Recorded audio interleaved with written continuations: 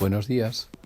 Ayer en nuestra reflexión dominical en la iglesia pues hablamos acerca de las características de una iglesia viva y hicimos una similitud, una comparación entre lo que es la concepción, la gestación, el nacimiento y el crecimiento y desarrollo de un bebé hasta que llega a la madurez, para compararlo con el proceso que tiene que seguir la iglesia. Pero ahora, durante esta semana, vamos a reflexionar sobre algunas cosas que no dijimos el domingo por falta de tiempo, pero además intencionadamente estaban planificadas como para compartir esta semana. Y hoy quiero compartir con vosotros una reflexión de John Stott. John Stott es un escritor, tiene muchos libros escritos, es teólogo y es un buen estudioso de la Biblia, y sus reflexiones son muy sabias. Y él habla acerca de las señales o las características de una iglesia viva.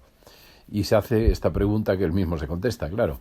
Son varias preguntas. La primera sería, ¿cómo es una iglesia viva? Y él dice que una iglesia viva es el ejemplo de la iglesia después de Pentecostés. Y otra pregunta sería, ¿cuál es la evidencia de una iglesia viva?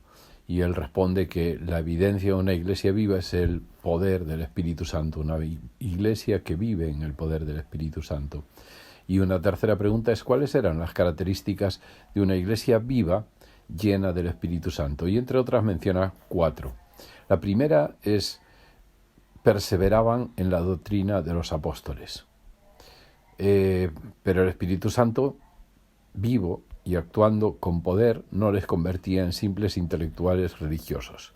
Muchas veces nosotros, cuando hablamos de perseverar en la doctrina, parece que hablamos solo de conocimiento, pero cuando está el Espíritu Santo por medio, convierte o complementa el conocimiento con acción. Por eso el poder del Espíritu Santo era complementario a la doctrina de los apóstoles aplicada en el día a día en la vida. Una iglesia viva está llena del Espíritu Santo y se basa en la Biblia, que es la palabra de Dios. Y una segunda señal o característica es que tenían comunión y se ayudaban mutuamente. Dice el texto, y todos los que creían estaban juntos y tenían todo en común, y vendían sus propiedades y bienes y repartían con todos según su necesidad.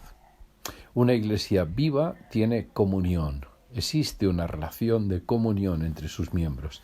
Y comunión es mucho más que solamente saludarnos un domingo o en una reunión.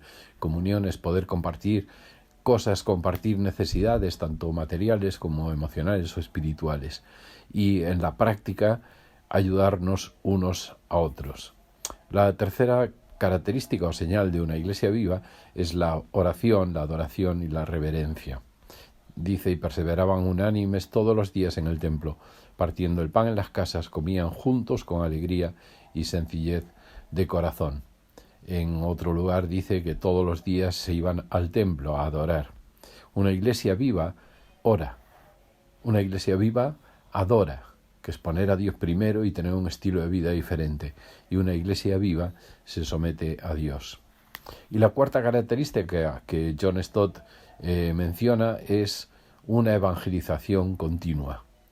Menciona el texto estamos hablando de Hechos 2 y Hechos 4, donde dice, y cada día añadía el Señor a la iglesia aquellos que se habían de salvar. Todos se convertían automática y voluntariamente en testigos. Era una característica y una señal de una iglesia viva, que todos testificaban de lo que Dios había hecho en su vida, de lo que Dios había hecho en medio de ellos en ese tiempo especial de Pentecostés.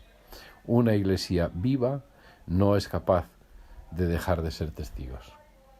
Y la reflexión para nosotros es, ¿qué señales damos nosotros de cuáles, si realmente somos o no una iglesia viva? Y recuerdo las que menciona John Stott. La primera, perseverar en la doctrina de los apóstoles, perseverar en los principios y los valores contenidos en la Biblia.